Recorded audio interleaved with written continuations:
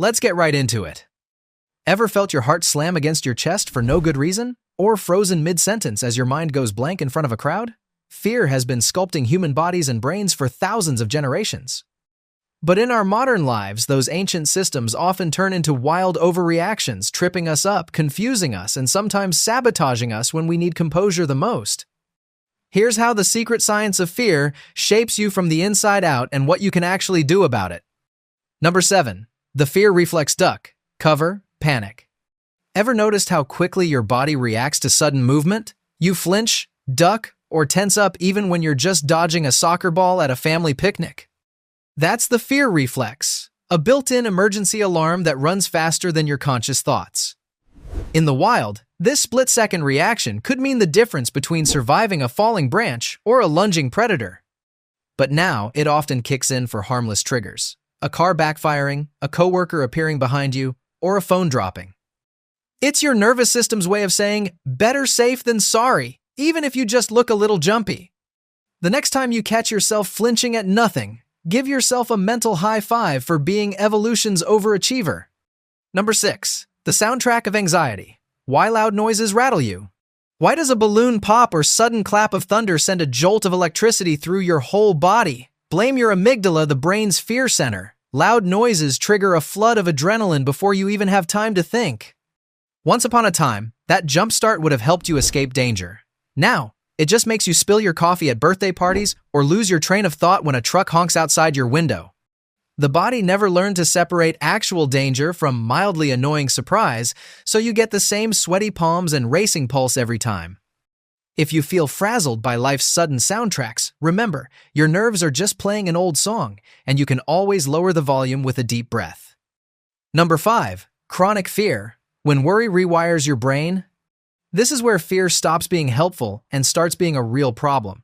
Chronic fear anxiety that never seems to switch off doesn't just make you feel bad, it actually changes the structure of your brain. When you're scared for long stretches, the amygdala grows more sensitive, making fear easier to trigger in the future. The hippocampus, which helps process memories, can shrink, making it harder to remember facts or think clearly when you're anxious. Even your body suffers. Stress hormones flood your system, raising your blood pressure and weakening your immune response. It's a vicious cycle. The more anxious you are, the more your brain wires itself to expect danger, and the more likely you are to interpret small stresses as big threats. Over time, you might find it harder to relax or trust your own memories. But this story isn't all doom. The brain's plasticity means it can also rewire itself in response to safety, calm, and even deliberate practice. Mindfulness, therapy, movement, and healthy social connections all give your brain a chance to recover and rebuild. So, if you feel stuck in a loop of worry, remind yourself that even long-held fears can be softened one safe moment at a time. Number 4. Phantom threats, the body that cries wolf. Ever felt a wave of anxiety with no idea why? Maybe you skipped lunch, had too much coffee, or just stood up too fast. The brain and body are deeply connected, and sometimes harmless sensations like a racing heart, shaky hands, or a tummy flutter get misinterpreted as signs of danger. Suddenly, you're nervous for no reason, convinced something is wrong, and your body takes over with a mini panic attack.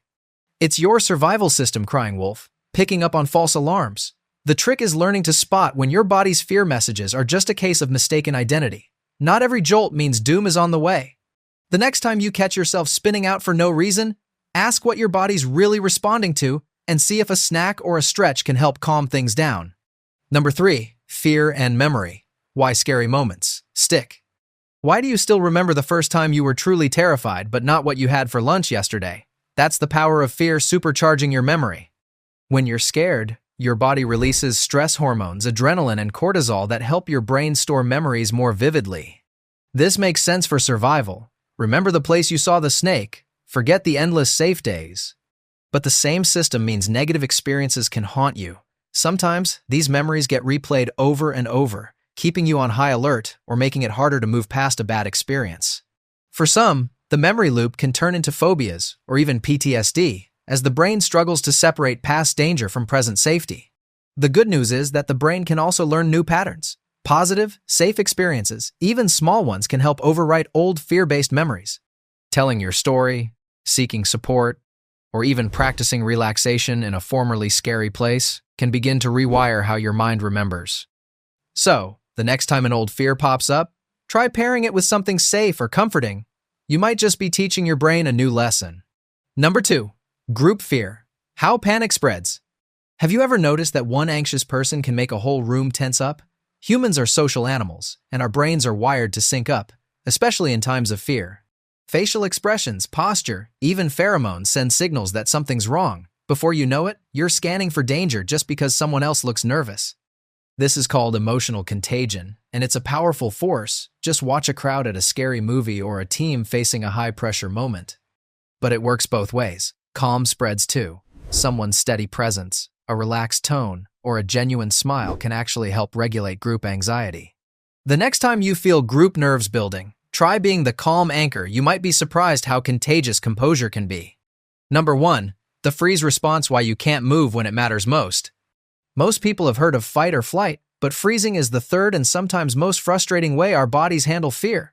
In the wild, freezing could save you from a predator that spotted movement. In modern life, it's the moment your mind goes blank during a presentation, or you stand rooted when action is needed. The freeze response shuts down movement and speech, trying to make you invisible, but all it really does is trap you. Why does it happen? Your nervous system floods you with conflicting signals. One part wants to run, another to fight, but both get overridden by stay very, very still. It can feel like time slows down, your thoughts scatter, and your body won't listen to you. This isn't weakness or cowardice, it's ancient biology. But there is hope. Recognizing the freeze when it happens is the first step to moving through it. Start with a small action, wiggle your fingers, take a breath, say a word. With practice, you can teach your body that it's safe to unfreeze and act, even when fear tries to keep you stuck. Next time you freeze up, treat it as an old instinct you can work with and see if one tiny move can melt the ice. Fear is part of being human, but it doesn't have to run the show. If you find these secrets of your mind and body fascinating, subscribe for more deep dives into the science that shapes you. Stay curious, stay brave, and remember, you're not broken, just built by evolution's weirdest priorities.